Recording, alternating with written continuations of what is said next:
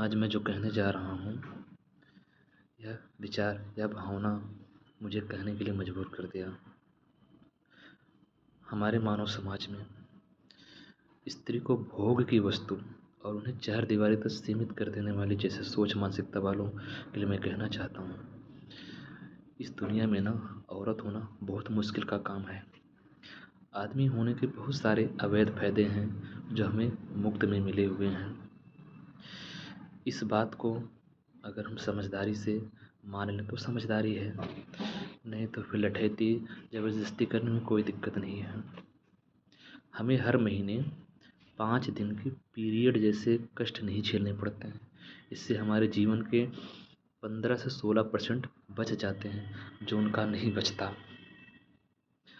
बच्चा पैदा करने में आदमी की भूमिका कुछ मिनट की होती है। हमें 9 महीने पेट में बच्चा नहीं पालना पड़ता।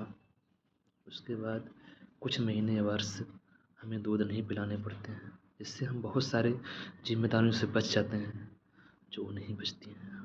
उनका जीवन ये सब जिम्मेदारी में निकल जाता है। यहाँ तक बच्चों के नर्सरी एजुकेशन की भी दोष माँ को ही मिलता है, औरत को ही मिलता है। इसलिए तब भी औरत का इतिहास नहीं लिखा गया, उन्हें सिर्फ चार दीवारी तक सीमित कर दिया गया। उनके लिए एक मेरी कविता है कि हमें भी औरत को अपने बराबर करना है।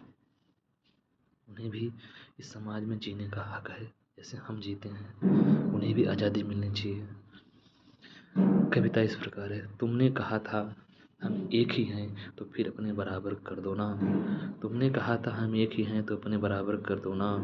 बस यूं ही एक हैं करके कहाँ ज़िंदगी चलती है।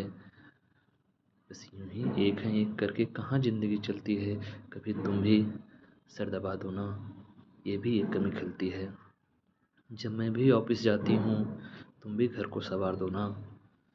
तुमने कहा था हम एक ही हैं तो फिर अपने बराबर कर दो ना। मत करो वादे जन्मों की, इस पल खुशी की वजह दो ना। आओ पास बैठो कुछ बातें करें, इस जख्म को भर दो ना। कभी दिल के जख्म भी भर दो ना। क्यों कहना पड़ता है ये, तुम एहसासों को समझो ना। तुमने कहा था हम एक ही हैं तो अपने बराबर कर दो ना।